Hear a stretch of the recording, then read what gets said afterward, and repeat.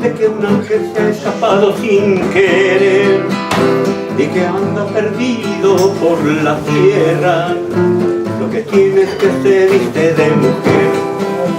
Yo conozco una criatura que yo he visto y que cada vez que yo la puedo ver me parece que estoy mirando a un ángel, el ángel de mi querer.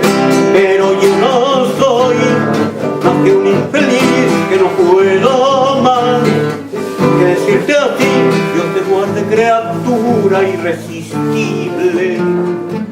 Dios te bendiga, mujer. Dios te guarde, criatura irresistible. Dios te bendiga, mujer.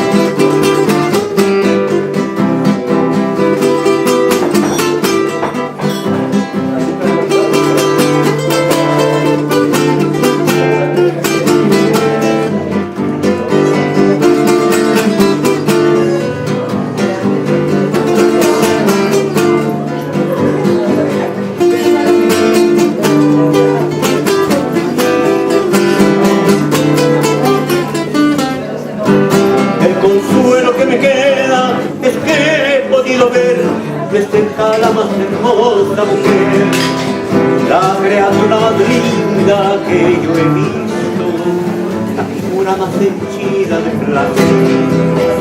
Es tan rara, tan sencilla y tan hermosa como la más linda rosa de un vergel, que me muero si al verla yo no tiemblo. Oh, qué preciosa, pero yo no soy más que un infeliz que no puedo más que decirte a ti: Dios te guarde, criatura irresistible. Dios te bendiga, mujer. Dios te guarde, criaturita irresistible. Dios te bendiga.